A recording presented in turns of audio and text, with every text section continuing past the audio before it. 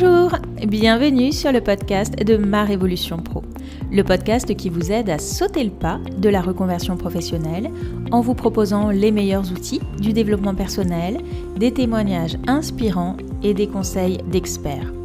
Je suis Clarence Mirkovic, psychopraticienne, coach professionnelle et consultante en bilan de compétences. Si vous êtes à la recherche de votre nouvelle voie professionnelle, je vous invite à télécharger gratuitement votre livret d'exercices pour vous poser les bonnes questions. Vous trouverez le lien dans la description de cet épisode. Je vous laisse à présent avec mon invité du jour et je vous souhaite une très belle écoute. Bonjour Justine. Bonjour Clarence. Merci beaucoup d'avoir accepté mon invitation sur ce podcast. Est-ce que pour démarrer cette interview, tu peux commencer par te présenter, s'il te plaît ? Eh bien, ravie, je suis Justine Chaban. Je suis psychologue du travail avec une spécialité dans la psychologie positive, une discipline qui mérite qu'on explique un petit peu ce que c'est malgré le nom qui parfois peut laisser sous-entendre. En fait, je m'intéresse à regarder qu'est-ce qui fonctionne bien chez l'individu, chez la personne, comment on est quand on se sent bien, quand on se sent bien dans sa vie en général et particulièrement dans le travail. Voilà, quand on se sent bien et motivé au travail, c'est ça qui m'anime tous les jours. Donc, psychologue du travail qui intervient sur ces sujets-là dans les entreprises ou auprès des personnes qui en ont envie et besoin. C'est ça, et tu es l'autrice avec Ilona Boniwell du livre qui s'appelle Psychologie positive, 10 séances d'auto-coaching pour se motiver et s'épanouir dans son job, qui est paru aux éditions Viber. Donc effectivement, ma première question allait être justement qu'est-ce que la psychologie positive? Et tu as répondu. Moi, j'interviens beaucoup auprès de personnes qui sont en reconversion professionnelle et qui arrivent et qui me disent je suis complètement démotivée. Tu parles justement dans cet ouvrage de différents types de motivation. Est-ce que tu peux nous préciser un petit peu ces différences et les différents types qui existent? Tout à fait. Alors, dans la motivation, les chercheurs, alors je reviens peut-être sur ça, on a parlé rapidement de la psychologie positive, mais j'aimerais bien rajouter quelques éléments. On s'intéresse à ce qui fonctionne, mais on s'y intéresse en faisant aussi de la recherche, c'est-à-dire qu'on analyse sur des personnes qui font des pratiques ou des groupes, voir si des pratiques qu'on leur propose pour développer leurs ressources marchent. Et ça veut dire que souvent on les compare à des groupes témoins de personnes qui ne font pas, et on regarde si les interventions de la psychologie positive ont un impact. Donc ça, c'est important parce que je vais vous parler de recherche tout de suite pour répondre à ta question sur la motivation. Alors, il y a deux chercheurs qui s'appellent Deci et Ryan qui ont beaucoup travaillé sur cette notion de la motivation et je trouve que les deux termes un peu sympas à comprendre, c'est motivation extrinsèque et motivation intrinsèque. Alors, dans ces mots-là, ça veut dire finalement, est-ce que je suis motivée à faire ce que j'ai à faire? Alors peut-être même mon travail, là quand on parle des personnes en reconversion, mais tout travailleur finalement, est-ce que je fais les choses parce que je suis obligée de les faire ou parce que j'ai des choses extérieures qui m'obligent de le faire, comme par exemple des obligations extérieures, des contraintes, le salaire, des obligations, des choses que l'on a ou qu'on peut nous retirer si on ne fait pas notre travail. Et donc, on est motivé extrinsèquement pour faire plaisir à des choses extérieures à nous. Et ils ont parlé, les chercheurs, de ce continuum, on va dire de cette motivation, je suis obligée de le faire, à aller vers quelque chose qui nous motive parce qu'on aime le faire. Parce que par nous-mêmes, ça nous plaît, ça nous anime, c'est des choses qu'on adore faire. Alors ça, on appelle ça la motivation intrinsèque, c'est le Graal, on pourrait dire, de la motivation. Au milieu, il y a plein d'autres petites motivations qui, petit à petit, passent d'une motivation extérieure à nous à une motivation intérieure. Donc, je pense si on parle de la reconversion, eh ben, sûrement, on va vers quelque chose de nouveau parce que ce qu'on faisait avant ne nous motivait plus. Peut-être parce qu'on a perdu cette motivation intrinsèque, parce que ce qu'on y gagnait extérieurement à nous, ça ne suffit plus et on va chercher à aller vers quelque chose qui nous plaît, qui nous anime et qui nous engage. On cherche beaucoup ça. Tu disais se motiver et s'épanouir, c'est pour moi deux notions vraiment importantes. On cherche les deux, à la fois être content et bien dans ce qu'on fait, avec plein d'émotions positives, mais aussi à vraiment être motivé à faire les tâches qu'on a envie de faire. C'est vraiment très important. Ça, pas juste se sentir juste bien, oui, mais parce que ce qu'on a dans le fond à faire, ça nous plaît, ça nous anime, ça nous donne envie de nous y mettre. Est-ce que tu as repéré des facteurs de démotivation principaux qui revenaient justement dans les études, les recherches? Alors, quand tu me poses cette question, je connais bien les facteurs qui aident à motiver, donc on va essayer de les dire dans l'autre sens. Dans les facteurs qui sont très importants pour l'engagement et du coup très désengageants, bah, évidemment, celui-là est souvent cité. Il y a un rapport au management et au leadership auquel on peut être confronté, par exemple, qui peut être parfois un facteur démotivant si bah, on n'a pas forcément cet accompagnement. Mais c'est évidemment pas le seul, comme d'ailleurs le salaire en est un, hein, qui peut être démotivant, mais qui n'est pas le seul, parce qu'on parle ici de leviers qui sont liés à notre environnement de travail, mais on a aussi le manque d'autonomie, on a aussi des mauvaises relations professionnelles avec des collègues, on a aussi une perte de confiance dans l'avenir, une perte d'optimisme, ou aussi, par exemple, des pertes simplement sur nos ressources à nous individuelles, peut-être l'impression d'être mangé par son temps, une perte de vitalité, même de santé physique, parce qu'on se fatigue et on est épuisé à faire tout ce qu'on a à faire. Donc, en fait, si j'essaye de catégoriser pour nous aider peut-être à mieux comprendre, c'est que pour être bien et engagé au travail, ou pour expliquer quand on n'est plus bien ou plus engagé au travail, il y a trois types de choses. Il y a nos propres ressources, les ressources de notre organisation, là où on retrouve les salaires, le leadership, le management. Et puis au milieu, il y a un truc qui s'appelle dans la recherche notre vécu au travail, c'est-à-dire est-ce que j'ai de l'autonomie, est-ce que j'ai des bonnes relations, est-ce que j'ai un sentiment de compétence à faire ce que j'ai à faire. Et on a vu que ces trois types de ressources-là, ils sont très importantes parce qu'il y en a sur lesquelles on a la main, personnellement. Il y en a sur lesquelles on est obligé d'être dans l'attente d'une organisation si on travaille dans quelque chose de plus grand. Et puis il y en a, c'est un mélange un peu entre les deux. On a notre mot à dire et puis on a aussi, bah, par exemple, dans l'autonomie, est-ce qu'on nous laisse faire ce qu'on a envie? Est-ce qu'on a une petite marge dans notre travail où on peut prendre des décisions? Ou alors est-ce que c'est complètement figé? Vous voyez, il y a un peu les deux. Je sais pas si ça te répond, Clarence, mais voilà un peu ce qui me vient. Ouais, si, si. Et si on va un peu dans le détail, justement, quand tu parles de nos propres ressources, qu'est-ce que tu inclus dedans? Alors, dans nos propres ressources, bah, c'est beaucoup qu'on a écrit dans le livre. Une grande partie sont... En fait, on a beaucoup détaillé ces ressources individuelles. Dedans, on y trouve bah, la vitalité, comme je disais, ce sentiment où c'est déjà se prendre soin de nous, en termes généraux, de notre santé mentale, physique, parce que c'est essentiel. Déjà, je trouve que c'est difficile d'être motivé à faire ce qu'on a à faire quand on dort pas bien, on mange pas bien, on fait jamais de pause. Bon, c'est un petit peu des choses générales, mais c'est quand même au centre. Nous, pour nous, on a commencé avec ça dans le premier chapitre. On disait faire de sa vitalité une priorité parce que sans ça, c'est déjà difficile après de rester même motivé, etc. Pardon, je Pardon. me permets de te couper. Et effectivement, c'est comme tu dis, c'est général et en même temps, c'est peut-être la première chose qu'on a tendance à oublier. Parfois, c'est Exactement, finalement, exactement. on va traîner les pieds pour aller au boulot, râler le matin et juste parce qu'on est fatigué en fait, et sans faire de lien nécessairement entre les deux.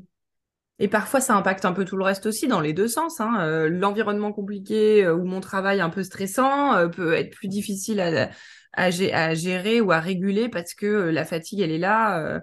Et puis inversement, en fait, plus je suis Mm. fatiguée, plus je vais être susceptible, moins je vais avoir envie, ou Mm. peut-être je vais être plus dans l'attente. Enfin voilà, c'est vrai que ça se joue et bah il y a vraiment le sommeil, mais il y a aussi prendre le temps de manger. Moi, je suis toujours un peu effarée quand j'accompagne des groupes ou voir des dirigeants qui me disent qu'ils prennent pas de pause du tout dans une journée ou pas de Mm. pause du tout pour manger. Alors ça nous arrive à tous, mais déjà aussi, je pense toujours à ça en exemplarité, parce que si nos collègues autour de nous, nos managers font pas de pause, alors du coup, si on fait une pause, est-ce qu'on est à côté de la plaque? Est-ce qu'on va être mal vu? Si on part à une heure raisonnable? Enfin, ouais, il y a des enjeux vraiment qui touchent ce sentiment-là de vitalité et qui est très corrélé à un deuxième facteur qui est celui des émotions, de notre capacité à réguler, gérer nos émotions, parce que nos émotions, elles sont un très bon atout quand on arrive à jouer avec, à être agile avec.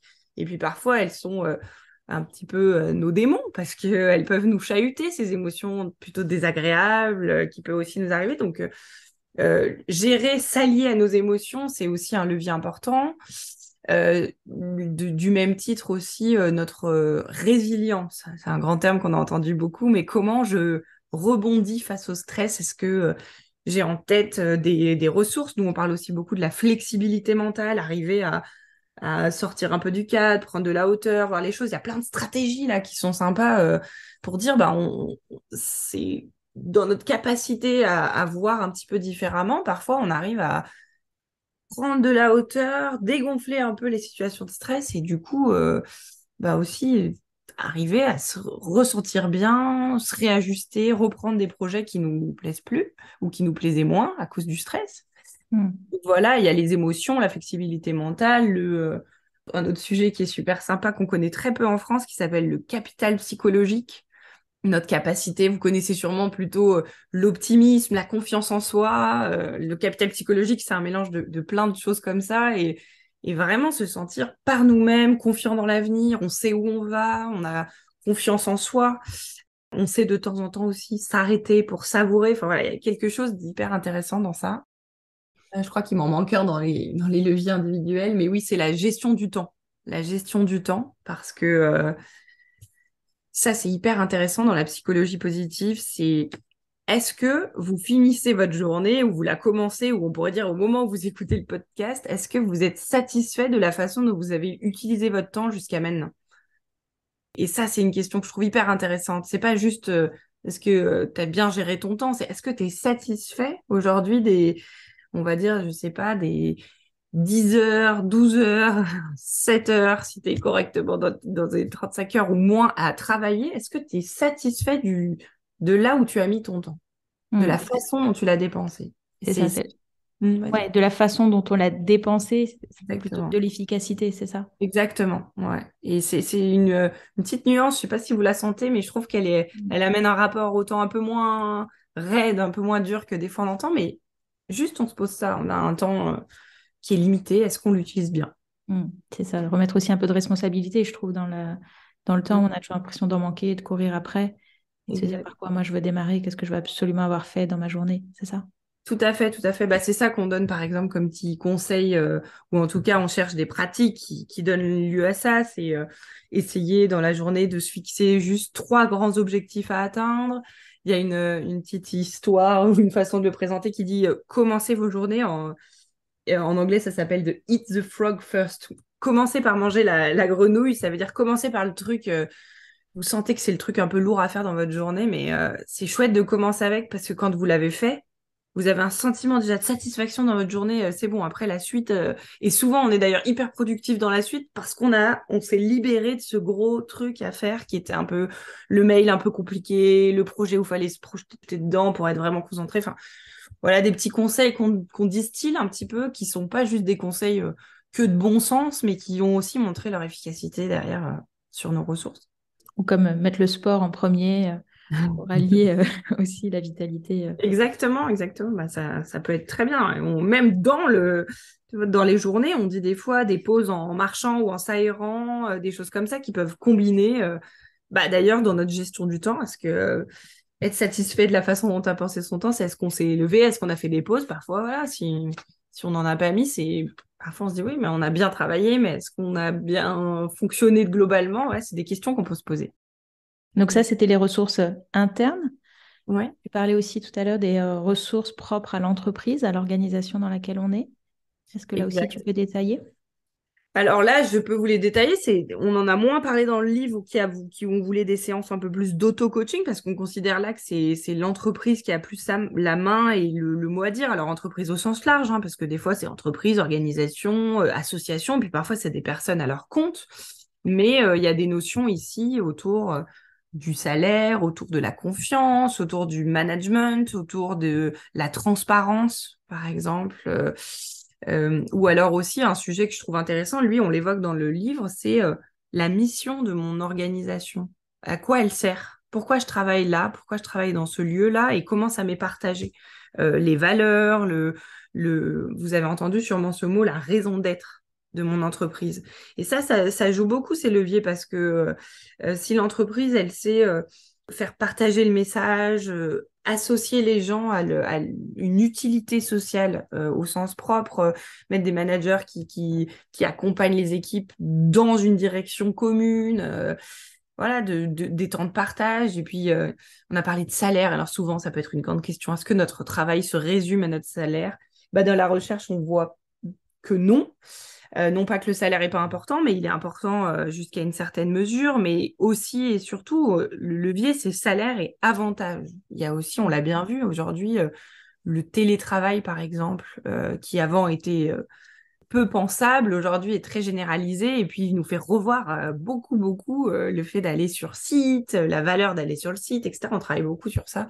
Donc ça, c'est les conditions que l'organisation, elles vont nous offrir pour nous sentir bien à faire ce qu'on a à faire, ou alors d'ailleurs, dans l'autre sens, hein, qui peuvent nous manquer pour nous sentir bien à faire ce qu'on a à faire. Donc ça, c'est la deuxième partie des leviers de motivation. Et si on explore la troisième partie, qui est un mix des deux, en fait, hein. Exact. Là, petit mélange parce que, par exemple, on retrouve les relations. Les relations, c'est pas que des relations managériales, c'est des relations juste à nos collègues. Est-ce que on s'entend bien? Est-ce qu'on partage des bons moments? Est-ce qu'on partage des moments de reconnaissance? Et aussi, comment on gère quand ça se passe moins bien? Parce que ça fait aussi partie des interactions humaines. Dans le livre, on partage des choses autour de la communication non violente, mais dans le sens d'arriver à se dire parfois dans des feedbacks plutôt négatifs de ce qui se passe pas bien, mais on peut très bien se dire très positivement ce qui marche pas bien, à condition aussi qu'on a entretenu des bonnes relations la plupart du temps. C'est un petit peu un équilibre comme ça. Les émotions négatives ou les impacts ou les interactions négatives ont plus d'impact dans notre vie, dans notre cerveau, dans nos émotions que des interactions positives. Donc, si on favorise une bonne entente dans nos équipes, et ben, c'est aussi plus facile de temps en temps de se dire qu'il y a des choses qui fonctionnent moins bien parce qu'on a alimenté, en général, les choses plutôt positives habituellement. On a aussi un sujet dans ces ressources un peu plus centrales qui sont ce qu'on appelle les forces de caractère. Je ne sais pas si vous avez déjà entendu ça, mais qu'est-ce qui nous caractérise? Qu'est-ce qui nous rend authentique, performant, énergisé à faire ce qu'on a à faire. Et là, moi, j'aime beaucoup jouer avec l'image de c'est nos billes dans nos poches. C'est-à-dire, c'est-à-dire que vous, Clarence, vous faites votre métier avec des forces qui vous sont propres par rapport à quelqu'un d'autre qui pourrait gérer un podcast et qui le ferait sûrement avec d'autres choses. Et bah, c'est quelque part, regardez, c'est quoi votre spécificité? C'est quoi là-dedans qui vous plaît, qui vous anime? C'est quelle force qui vous fait échanger, qui vous fait poser les questions, qui vous fait rester dans l'échange? Et surtout, derrière, ce qui est intéressant, c'est qu'est-ce qui me plaît? Qu'est-ce qui m'anime? Et ça, vous parliez pour nos auditeurs en reconversion, peut-être que vous allez vers quelque chose qui est à définir en construction, mais vous avez déjà plein d'expériences de réussite dans votre parcours jusque-là. Bah, dès que ça vous a plu, quand vous l'avez raconté avec plaisir, avec énergie, bah, allez creuser dedans pour voir ce que vous avez utilisé là-dedans. C'est la meilleure clé. En fait, on va là-dedans trouver nos forces. Est-ce que vous étiez dans la vitalité, dans l'énergie, dans l'authenticité, plutôt dans un travail d'équipe, plutôt dans de la stratégie, parfois peut-être dans la compétition, qu'est-ce que c'est qui vous animait là-dedans? Et regardez, parce que ces forces-là, elles sont vos meilleurs leviers pour la suite. Les chercheurs, ils disent utiliser nos forces, c'est la plus petite chose qu'on peut faire pour faire la plus grande différence. Et c'est joli comme phrase, parce que ça veut dire on a déjà tout, mais il faut prendre conscience de ce qu'on fait bien et être en mesure derrière de l'utiliser pour de vrai. Et ça nous donne un vraiment très beau paysage. Et moi, je dis, c'est un sujet qu'on devrait tous avoir eu la chance de découvrir depuis petit, parce que en fait, c'est notre confiance en nous qui est là. Et on a tous des très belles capacités et ces forces-là qui sont des alliés pour tout notre chemin de vie, quoi. Je pense vraiment ça, et notre chemin de vie professionnel d'autant plus parce que c'est des clés de motivation, ça, les forces. Je suis 100% d'accord. Et c'est vraiment des choses qu'on explore en bilan de compétences, notamment, et j'aime beaucoup ce que tu dis ce que vous dites dans le livre sur arrêter de vouloir développer ses faiblesses, mais vraiment tout miser sur les forces. Ouais, exact. Ben, j'en parlais encore la semaine dernière dans un accompagnement. On a cette tendance, et c'est pas contre nous, hein, on dit appris comme ça à pouvoir et devoir être bon partout. Regardez à l'école, on nous a appris à essayer. Si vous aviez dans un bulletin scolaire des bonnes notes, je sais pas, 16 en français, 17 en histoire, mais par contre 8 en maths, 7 en physique et 6 en techno, j'en sais rien. On se disait bon, les matières ça va bien, ok, ça y est, c'est fait, c'est acquis. Puis allez vite travailler tout ça ce dans quoi vous n'êtes pas bon pour relever le niveau. Alors oui, c'est pas bon de les garder à un niveau trop bas, ces faiblesses ou ces choses qui marchent moins bien, mais c'est pas non plus le but d'avoir 18 partout. Alors, à l'école, c'est encore peut-être la fin de la métaphore, parce que selon ce qu'on veut faire, avec les parcours sup, tous ces trucs-là, parfois, il faut avoir des bonnes notes. Mais en fin de compte, ce que je veux juste illustrer là, c'est qu'on a appris avec effort, avec détermination, qu'on pouvait être bon partout. Et tant mieux, ça veut dire qu'on peut développer plein de choses. Mais ce qu'on amène ici dans la philosophie d'effort, c'est il y a des trucs qui marchent déjà super bien, dont on n'a même pas conscience, et que si on s'appuie dessus, en fin de compte, ça nous ouvre un champ des possibles très très grand. Et que parfois, c'est pas la peine d'aller juste chercher à mettre toute son énergie à développer des faiblesses, alors que si vous vous servez de vos forces, vous pourrez même compenser certaines faiblesses. Et ça, c'est pas juste le bon sens qui le dit, hein, ça a été prouvé. On a vu chez des sportifs de haut niveau, chez des entrepreneurs qui ont très bien réussi, des chefs d'entreprise, des personnes qui ont brillamment réussi dans leur carrière. En fait, c'est des gens qui passent la majorité de leur temps à utiliser leurs forces. Et dans les domaines où c'est moins leur truc, soit ils compensent leurs faiblesses par des forces, soit ils s'allient à des personnes complémentaires, mais la plupart de leur temps, ils sont là où ils sont bons. Et là où on est bon, c'est un domaine sympa. C'est là où on est bon, on est motivé, on se sent aligné à faire ce qu'on a. Et idéalement, il faudrait qu'on passe la majorité de notre temps là-dedans, quoi. C'est un endroit très stimulant, quoi. Moyennant des temps de repos, mais on parle ici vraiment de la motivation intrinsèque. On parle pas d'être des super-héros et de jamais avoir besoin de dormir, mais on parle de ce que ça génère comme émotion et comme sensation agréable à l'intérieur. C'est ça. Et puis le rendement, il est exponentiel comparé Exactement. à travailler des heures et des heures sur des faiblesses. Mm. On n'arrivera jamais à un niveau suffisant parfois, en fait, hein, tout simplement. Non, ouais, c'est ça, c'est ça. Et puis, mais de temps en temps, on a bien vu que certaines faiblesses. Je prends parfois le parallèle avec l'écriture. Vous imaginez l'écriture avec la main habituelle, la main inhabituelle. C'est comme si avec cette main inhabituelle, vous appreniez à écrire. Bah, à un moment, vous écrirez presque aussi bien que l'autre. Mais on dit, mais à quoi bon alors que vous en avez déjà une qui marche déjà bien? Si vous vous cassez celle qui va bien, oui, ça vaudra le coup de temps en temps parce que ça peut être manquant si vous faites une activité manuelle où il faut une certaine dextérité dans les deux mains ou vous êtes au bloc chirurgical, il vous faut les deux mains. Peut-être oui que c'est intéressant. Et à tant mieux de développer cette qui n'était pas habituelle. Mais dans la majorité des activités, votre main qui marche bien, en fait, si vous prenez conscience qu'elle marche bien, vous pourrez en faire des choses bien supplémentaire. En fait, c'est avec elle que vous pourrez développer des compétences, faire des choses nouvelles parce que vous maîtrisez déjà la force dedans, la force dans vos doigts, etc. Bah, c'est un peu pareil avec nos forces. C'est un socle avec lequel on peut aller affronter toutes les situations parce qu'on sait déjà que ça marche bien chez nous. Et ça, on a cette conviction. Donc, on peut faire plein de choses géniales. On s'appuie sur nos forces. Carrément. Alors, je vais faire un peu l'avocat du diable et tu as déjà dû entendre ces réflexions aussi, mais est-ce que finalement le piège de la psychologie positive, c'est pas de tout accepter, de développer une super résistance au stress et du coup que les organisations peuvent abuser de leurs salariés, la résilience, etc. C'est super. Et en même temps, à quel moment c'est un piège pour le salarié aussi? Bah, c'est pour ça que je trouve très intéressant que notre échange il a commencé en parlant des 3 types de ressources parce que dans le livre, évidemment, pour de l'auto-coaching, on fait du focus sur les ressources individuelles et mes ressources de moi dans mon travail ou de mon vécu au travail, c'est-à-dire là où je peux avoir la main. Mais il faut jamais oublier qu'il y a cette 3e type de ressources qui est qu'est-ce que l'entreprise partage et donne. Et c'est-à-dire que si ces ressources, elles sont pas alimentées, ben, on a beau alimenter nous-mêmes les autres, ça va pas suffire. Et inversement, d'ailleurs, si l'organisation, elle alimente ses ressources, mais que la personne, elle fait pas sa part, ça va pas suffire non plus. Et c'est là où je suis d'accord avec les critiques qu'on peut faire, qui sont pour moi une façon de faire attention à pas tomber dans une surresponsabilisation de l'individu ou une unique responsabilité de l'individu, on pourrait dire ça comme ça, qui est le seul à être responsable s'il est heureux, pas heureux, etc. Non, c'est pas vrai. On a des choses à faire et je trouve que c'est plutôt rassurant et tant mieux, on a une part de choses à faire.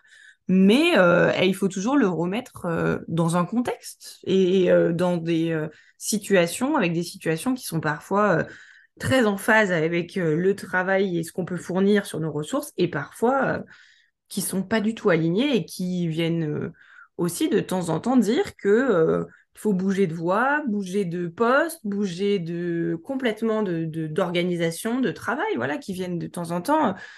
Parce qu'au même titre, en fait, cet alignement, il est hyper important. Tout à l'heure, je vous parlais de la mission d'une entreprise, mais ça, c'est le sens que va avoir mon organisation. Mais il faut que ce soit aligné. On en parle dans un des chapitres, on appelle ça le triangle du sens.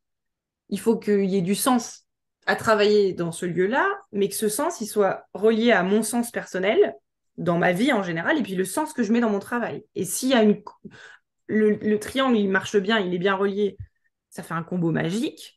Si par contre, je suis super motivée à travailler, mais que derrière, c'est complètement déconnecté des valeurs qu'on me demande de suivre, et vous voyez bien, on est coupé en deux, et ça marche pas. Donc, c'est bien important de se dire, je peux faire des choses, j'ai la main sur des choses, mais attention, c'est tout ça dans un contexte aussi et une responsabilité partagée, en fait. C'est ça qui est important et que c'est normal aussi qu'à des moments, on ait des émotions compliquées, qu'on ait d'ailleurs des relations qui marchent pas toujours, que parfois on perde un peu du sens, comme on l'a bien vu et on le sent encore un peu après le Covid, etc., une vraie quête de sens.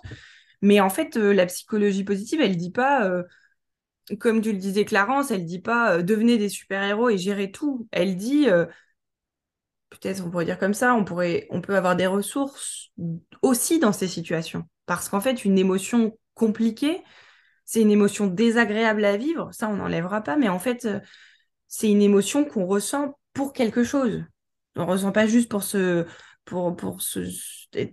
être malheureux, etc. Si on est triste, c'est on va perdre quelque chose ou qu'on a perdu quelque chose et que du coup, derrière, si on entend le message là, on va pouvoir aller chercher à y répondre, trouver comment s'en sortir. Je pense aux gens qui perdent du sens en ce moment. C'est important de confronter cette question, même si elle est elle fait un peu peur, elle fait un peu abyssale comme question, mais en fait, quand on la regarde, on peut ne pas trouver de sens, mais le but, par exemple, de nos accompagnements, c'est de créer du sens, sortir du sens. Et si on n'a plus de sens, c'est que on a besoin d'en remettre. C'est pas juste en se disant on va regarder, tout va bien, maintenant je me pose plus de questions. Non, c'est dans ces situations-là, je peux aussi aller regarder et voir de quoi j'ai besoin pour remettre du sens, revivre des bons moments.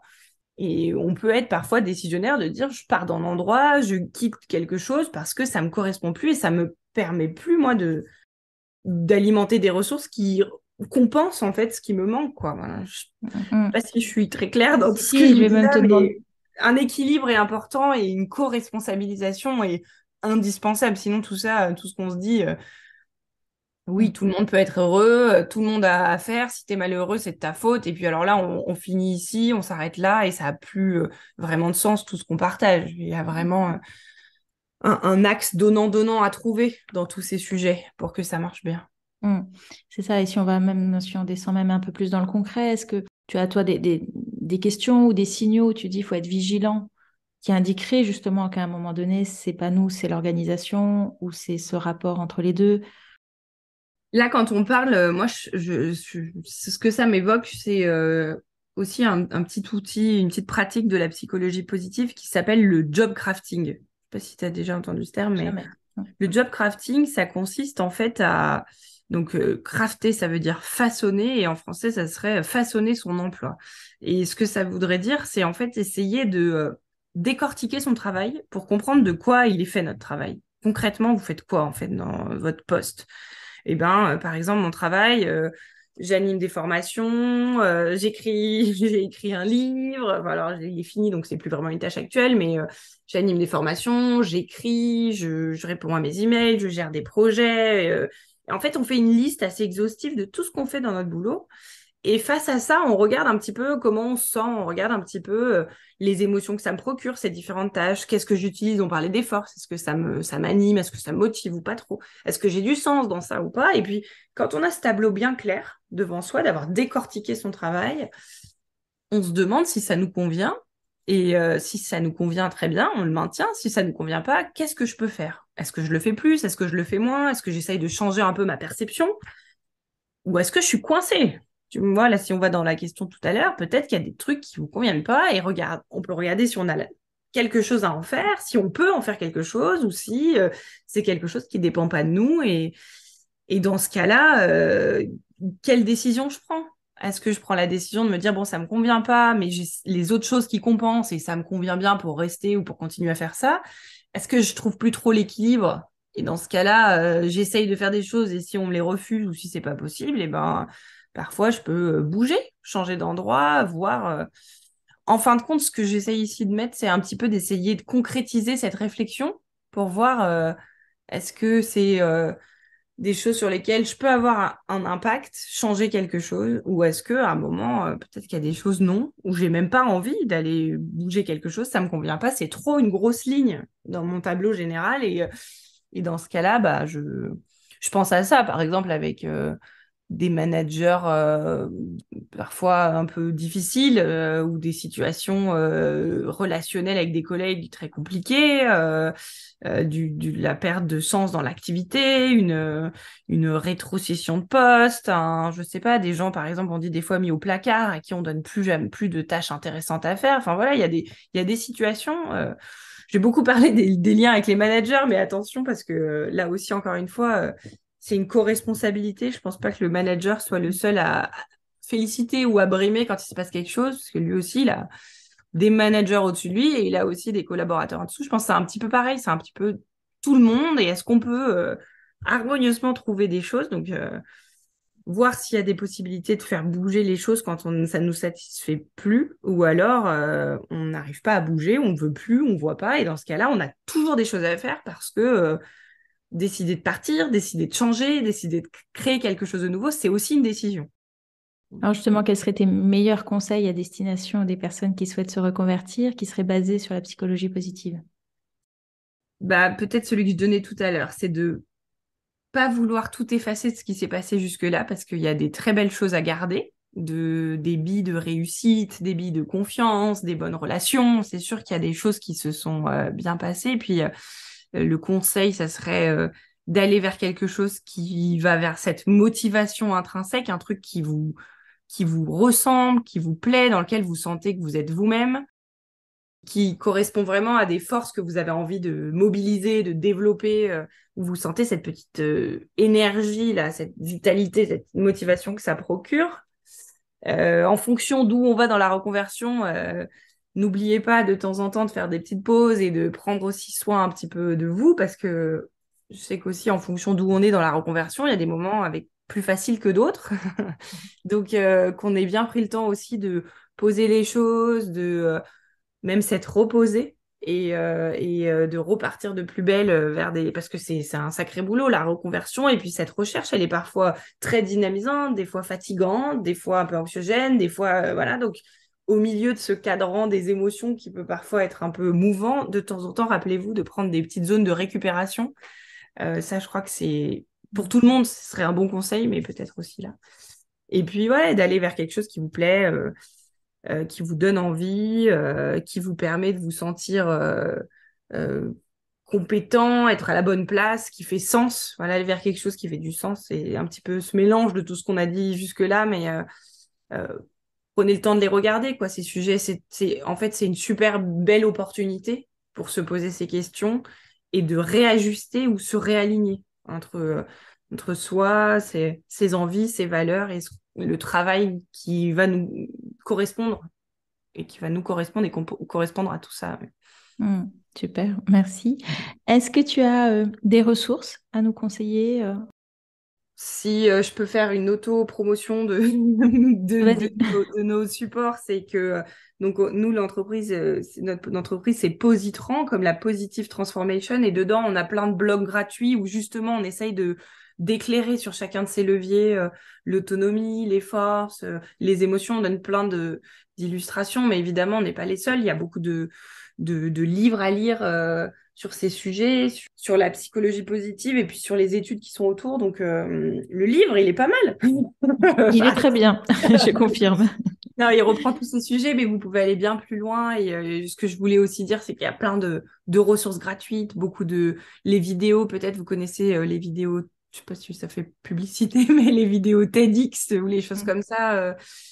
qui parle Daniel Pink, Shona Core, il y a aussi un chercheur sur la motivation qui s'appelle Miyai, Chicken Miyai. Il y a pas mal de chercheurs de la psychologie positive qui ont fait de ces vidéos gratuites qu'on retrouve facilement sur leur site, qui donnent aussi des éclairages sur une modalité un peu plus sympa, une petite vidéo de 10-15 minutes. Voilà, ça peut être des bons liens pour aller creuser un peu les sujets qui vous plaisent.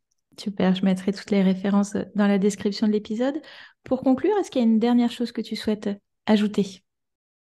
Je vais essayer de piquer la conclusion à quelqu'un que j'adore aussi, qui est une bonne référence à vous donner, qui est Serge Marquis. Je ne sais pas si vous connaissez ce Canadien qui fait des conférences excellentes. Et ben, il dit tout le temps, ne croyez rien de tout ce que je vous ai dit, faites-le. Et je crois que la psychologie positive, elle a une spécificité particulièrement reconnaissable, c'est qu'elle est très pratico-pratique. Donc derrière tout ce qu'on s'est dit, il y a beaucoup d'exercices, de pratiques, et donc ça se teste, ça s'expérimente, et c'est que comme ça que vous verrez la portée de ces sujets et que vous sentirez vraiment cette motivation qui peut découler des exercices. En tout cas, ne serait-ce que juste aller chercher votre propre motivation, c'est un joli exercice et un joli challenge à aller atteindre. Voilà. C'est ça. Et il y a plein d'exercices dans votre livre, effectivement, que tu as écrit, en tout cas avec Ilona Boniwell, dont je vais rappeler le titre, qui s'appelle Psychologie positive, 10 séances d'auto-coaching pour se motiver et s'épanouir dans son job, aux éditions Vibert. Merci beaucoup, Justine, pour cette interview très riche en infos et en conseils. Merci beaucoup. Merci de l'invitation, Clarence, et merci à tous. Au revoir. Merci d'avoir écouté cet épisode jusqu'au bout. Si ce podcast vous plaît, je vous remercie de bien vouloir lui laisser une note 5 étoiles ainsi qu'un commentaire sur votre plateforme d'écoute préférée. Cela permettra à d'autres de le découvrir. Et si vous souhaitez en savoir plus sur le bilan de compétences, vous pouvez prendre rendez-vous pour un entretien gratuit et sans engagement en cliquant sur le lien dans la description de cet épisode. Je suis également à votre disposition pour un accompagnement thérapeutique si vous vivez une période de grande fragilité suite à un burn-out ou si vous traversez de fortes turbulences liées à une crise existentielle. Contactez-moi pour plus d'informations ou pour prendre rendez-vous.